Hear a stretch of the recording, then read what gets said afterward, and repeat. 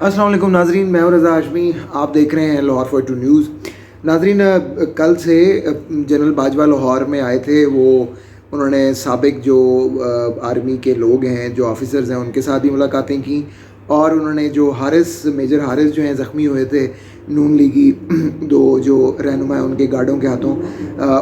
उनसे भी मुलाकात की। और सबसे जो अहम तरीन उनकी मुलाकात लाहौर में देखी जा रही है वो ताजरों और जो बिज़नेस ओनर्स थे उनके साथ उनकी मुलाकात थी। लाहौर के जो अमीर तरीन जो एम्प्लॉयमेंट जनरेट करते हैं, जो बिज़नेस जनरेट करते हैं, उन लोगों से उनकी बातचीत थी। जनरल बाजवा की इस बातचीत को मिसकोट किया गया एज़ यूजली पीटीआई की जानिब से, पीटीआई सेल्स। और ये भी मालूम पड़ा है कि ये सिर्फ पीटीआई सेल्स नहीं बल्कि फ़ौज के अंदर से ही जो वो भाईजान जो जनरल बाजवा की जगह पर आना चाहते हैं, जिनको इमरान खान साहब ने रोके रखा आईएसआई के चीफ़ के तौर पर जनरल फैज़, उनकी तरफ से जो डायरेक्शंस मिलती हैं और जो सेल एक्टिवेट होते हैं उनकी जानिब से भी एक पूरी की पूरी थेरीज़ जो हैं वो दी गई। और इन थेरीज़ के मुताबिक जनरल बाजवा ने ये कैटेगोरिकली वहाँ पर बात की, जिसमें उन्होंने कहा कि देखिए इमरान खान साहब की जो शोहरत है और जिस तरीके से वो इस वक्त जो है छाए हुए हैं मंजरनामे के ऊपर, वो हमें लग रहा है कि दोबारा आएंगे हुकूमत के अंदर और हमें इससे कोई इशू नहीं होगा। हम ओवरवेलमली उनको एक हार्टेडली हम उनको जो है वो होल हार्टेडली उनको कबूल भी करेंगे और उनकी जो हुकूमत है उसको सपोर्ट भी करेंगे। इस किस्म की बातें जो हैं वो सामने आई।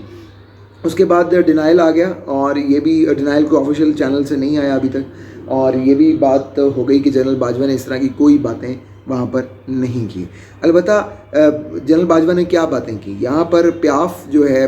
फाउंडर एसोसिएशन जो है उसके लोग भी मौजूद थे। ये जो बिज़नेस कम्युनिटी थी वहाँ पर जो है दीगर जो छोटी स्मॉल कॉटेजेस इंडस्ट्रीज़ के लोग भी मौजूद थे, बड़े बड़े जो सरमायाकार हैं वो भी मौजूद थे। सो जिन लोगों से बात हुई उन लोगों ने जो तासुर दिया जनरल बाजवा की पूरी गुफ्तगू से वो ये कि जनरल बाजवा यूँ लग रहा था कि जैसे वो थक चुके हैं पाकिस्तान की पुअर जो इकनॉमिक परफॉर्मेंस है उससे। जनरल बाजवा खुश नहीं हैं।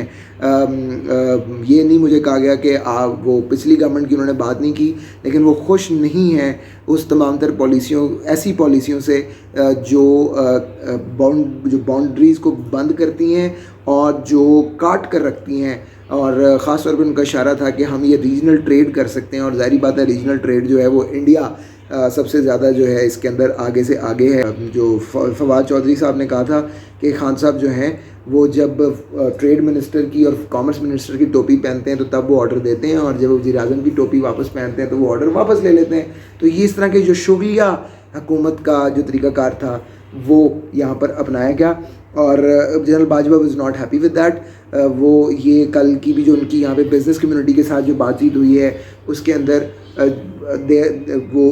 वो इस बात पर बहुत नाला नज़र आए। उन्होंने कहा कि पाकिस्तान की जो माशी सूरत हाल है, इस सूरत हाल के अंदर हमें हर पॉलिसी, चाहे वो स्ट्रेटेजिक पॉलिसी हो, चाहे वो फॉरेन पॉलिसी हो, चाहे वो इंटरनल पॉलिसी हो, चाहे ट्रेड पॉलिसीज़ हों और बिज़नेस पॉलिसीज़ हों, हमें सब की सब पॉलिसीज़ जो हैं इकोनॉमिक ओरिएंटेड बनानी पड़ेंगी और रेवेन्यू जनरेटेड बनानी पड़ेंगी, और ख़ास तौर पर एफडीआई यानी फॉरेन डायरेक्ट इन्वेस्टमेंट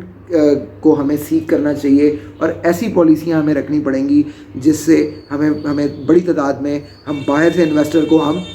घेर सकें। ये जनरल बाजवा का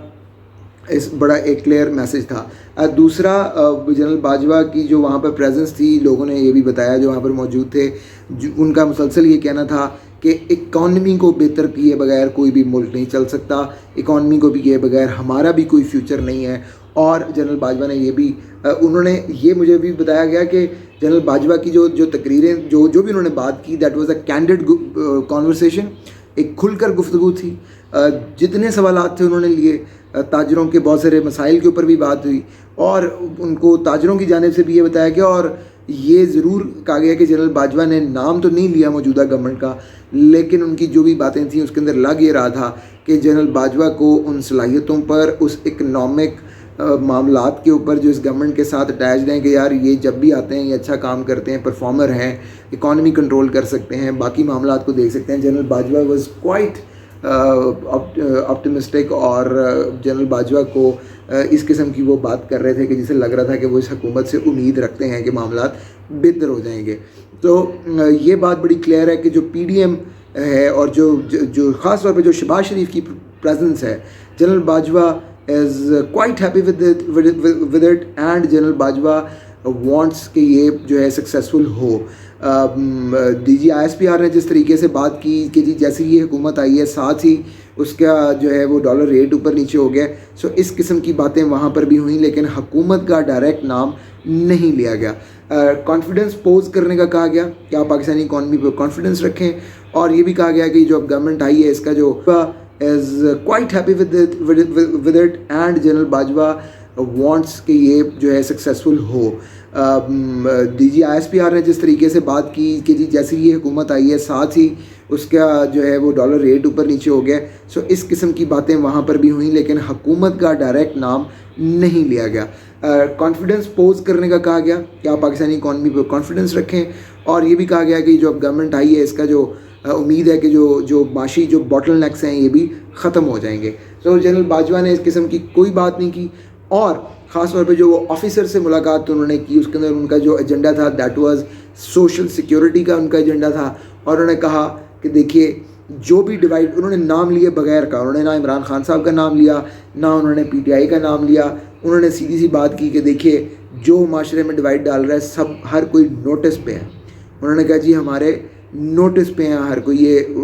और कोट हो रहे हैं, ये जो इस मीटिंग की जो रुदाद है वो मीडिया में कोट हुई है। और उन्होंने कहा कि जी हम किसी सूरत भी डिवाइड को बर्दाश्त नहीं करेंगे। ये टोटल मैसेज थे, और ये जो मैसेजेस दिए गए ये बड़े क्लियर थे कि हमें यकजू होकर माशी सिमत अपनी तय करनी है, और किसी सूरत भी डिवाइड यहाँ पर नहीं हो सकती। जी।